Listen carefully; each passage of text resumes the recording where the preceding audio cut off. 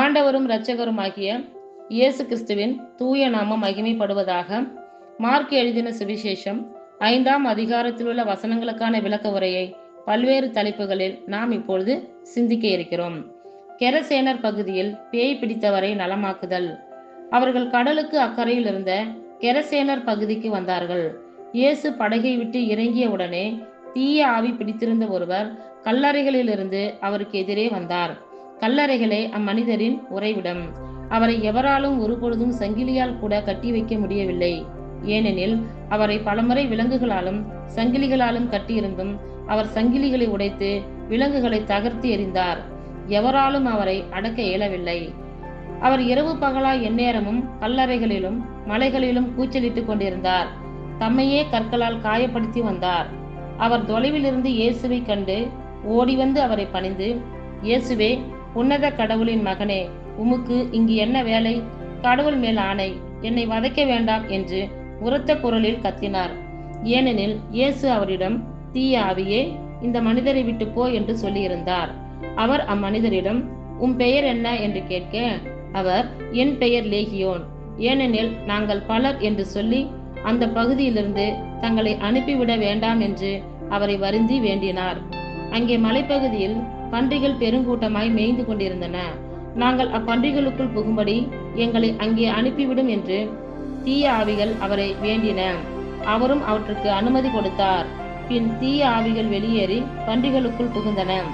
ஏறத்தாழ 2000 பன்றிகள் அடங்கிய அந்த கூட்டம் செங்குத்து பாறையிலிருந்து கடலில் பாய்ந்து வீழ்ந்து மூழ்கியது.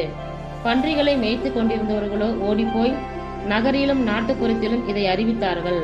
நடந்தது என்னவென்று பார்க்க மக்கள் வந்தார்கள்.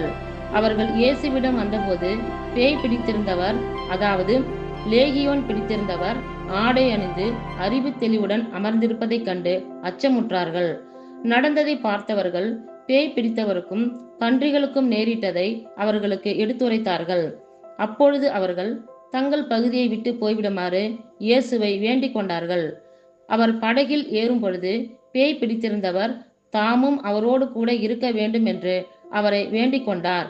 ஆனால் அவர் அதற்கு இசையாமல் அவரை பார்த்து, உமது வீட்டிற்கு போய் ஆண்டவர் உம்மீது இரக்கம் கொண்டு உமக்கு செய்ததையெல்லாம் உம் உறவினருக்கு அறிவியும் என்றார்.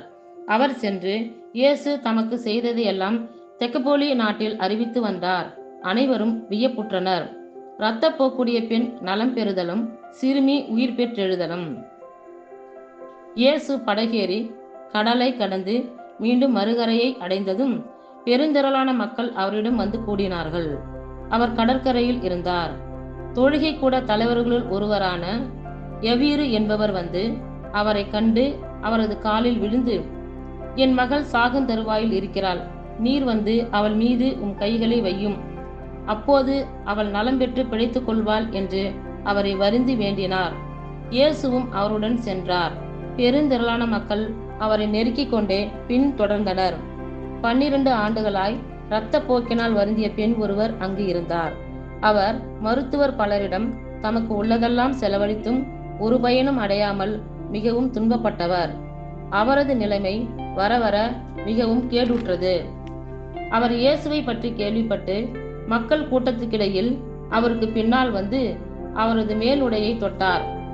ஏனெனில் நான் அவருடைய ஆடையை தொட்டாலே நலம் பெறுவேன் என்று அப்பெண் சொல்லிக் கொண்டார். தொட்டவுடனே அவருடைய இரத்தப்போக்கு நின்று போயிற்று. அவரும் தம் நோய் நீங்கி நலம் பெற்றதை தம் உடலில் உணர்ந்தார். உடனே இயேசு தம்மிடமிருந்து வல்லமை வெளியேறியதை தம்முள் உணர்ந்து மக்கள் கூட்டத்தை திரும்பி பார்த்து, என் மேலுடையை தொட்டவர் யார் என்று கேட்டார். அதற்கு அவருடைய சீடர்கள் அவரிடம், கூட்டம் உம்மை சூழ்ந்து நெருக்குவதைக் கண்டும் என்னை தொட்டவர் யார் என்கிறீரே என்றார்கள்.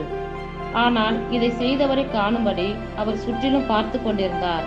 அப்பெண் தமக்கு நேர்ந்ததை அறிந்தவராய் அஞ்சி நடுங்கிக் கொண்டு அவர் முன் வந்து விழுந்து நிகழ்ந்தது அனைத்தையும் அவரிடம் சொன்னார்.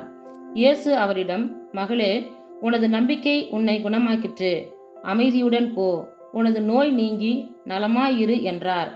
அவர் தொடர்ந்து பேசிக் கொண்டிருந்த பொழுது தொழுகை கூட தலைவருடைய வீட்டிலிருந்து ஆள்கள் வந்து அவரிடம், உம்முடைய மகள் இறந்துவிட்டாள், போதகரை ஏன் இன்னும் தொந்தரவு செய்கிறீர் என்றார்கள். அவர்கள் சொன்னது இயேசுவின் காதில் விழுந்ததும் அவர் தொழுகை கூட தலைவரிடம், அஞ்சாதீர், நம்பிக்கையை மட்டும் விடாதீர் என்று கூறினார். பேதுரு, யாக்கோபு, யாக்கோபின் சகோதரரான யோவான் ஆகியோரை தவிர வேறொருவரையும் அவர் தம்முடன் வரவிடவில்லை. அவர்கள் தொழுகை கூட தலைவரின் வீட்டிற்கு சென்றார்கள். அங்கே அமளியையும் மக்கள் அழுது ஓலமிட்டு புலம்புவதையும் இயேசு கண்டார். அவர் உள்ளே சென்று, ஏன் இந்த அமளி, ஏன் இந்த அழுகை? சிறுமி இறக்கவில்லை, உறங்குகிறாள் என்றார். அவர்கள் அவரை பார்த்து நகைத்தார்கள். ஆனால் அவர் அனைவரையும் வெளியேற்றியபின் சிறுமியின் தந்தையையும் தாயையும் தம்முடன் இருந்தவர்களையும் கூட்டிக் கொண்டு அச்சிறுமி இருந்த இடத்திற்கு சென்றார். சிறுமியின் கையை பிடித்து அவளிடம் தலித்தாகும் என்றார். அதற்கு, சிறுமியே, உனக்கு சொல்லுகிறேன், எழுந்திடு என்பது பொருள். உடனே அச்சிறுமி எழுந்து நடந்தாள். அவள் 12 வயது ஆனவள். மக்கள் பெரிதும் மலைத்து போய் மெய்மறந்து நின்றார்கள். இதை யாருக்கும் தெரிவிக்க கூடாது என்று அவர் அவர்களுக்கு கண்டிப்பாய் கட்டளையிட்டார். அவளுக்கு உணவு கொடுக்கவும் சொன்னார்.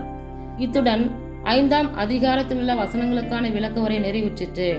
கர்த்தர் தாமே நம் எல்லோரையும் ஆசீர்வதிப்பாராக. ஆமேன்.